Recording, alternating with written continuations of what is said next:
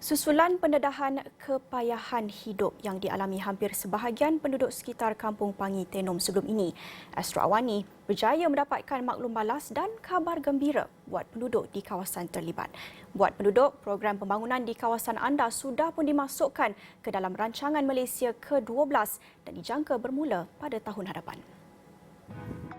Awal bulan ini, Astro Awani menyiarkan kepayahan hidup penduduk di jajaran laluan kereta api di pedalaman Tenom hingga memaksa mereka menggunakan troli haram ketika kecemasan atau ketika kereta api tidak beroperasi. Apa yang mereka harapkan adalah jalan raya yang akan mengubah kehidupan harian. Rayuan mereka akhirnya mendapat maklum balas daripada Pengarah Jabatan Kerja Raya Sabah, Ali Ahmad Hamid.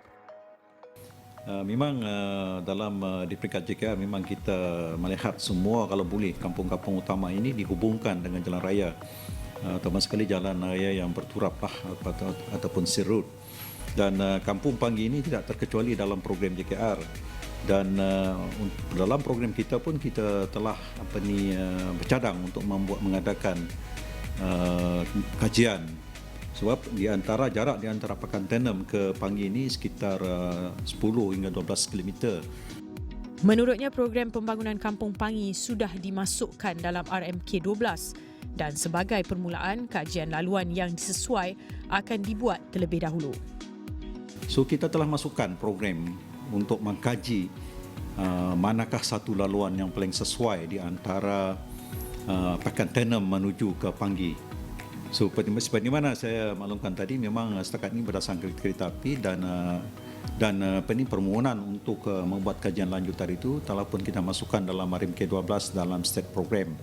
Dan program ini kalau mengikut kelulusan pihak UPN, Unit Perancang Ekonomi Negeri, hanya akan dimulakan pada tahun hadapan. Setakat ini, 2 laluan dikenal pasti bagi menghubungkan Tenom ke Kampung Pangi. Dan kalau kita lihat Pangi punya daripada Tenom ke Pangi, di sebelah kanan kita ada satu kemungkinan laluan yang telah kita kenal pasti menggunakan Google punya study, lebih kurang sepanjang 10 km. Ya, 10 km. Tapi macam mana pun saya nampak kos agak mahal sikit. Anggaran kasar kita sekitar 160 juta. Ini disebabkan terpaksa banyak bayadak yang kita buat. Dan sudah pasti kalau viaduct ini di lereng-lereng bukit kita tidak akan potong bukit tersebut, kita akan adakan jembatan ataupun viaduct.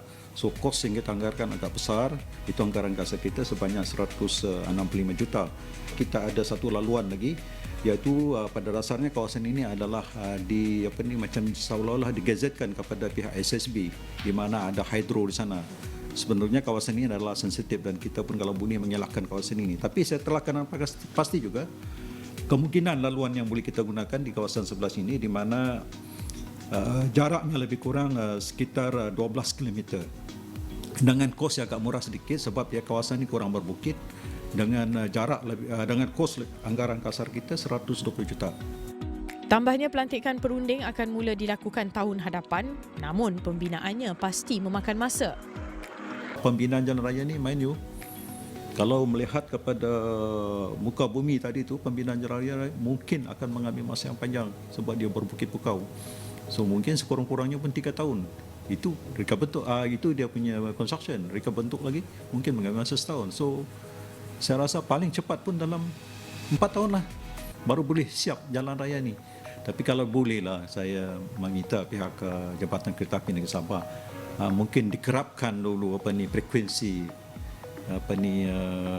laluan frekuensi kereta api daripada Pangi ke Tenom tu dikerapkanlah, instead of barangkali 2 kali saja sehari, barangkali kalau dikerapkan 4 kali barangkali kuranglah bebanan yang dihadapi oleh rakyat. Penduduk Kampung Pangi yang dimaklumkan berkenaan kabar gembira itu menzahirkan rasa terima kasih atas keprihatinan Jabatan Terbabit dan kerajaan. Mereka mula melihat potensi ekonomi, antaranya penjualan produk pertanian, produk hiliran dan eco pelancongan. Sekaligus akan menjana pendapatan buat penduduk.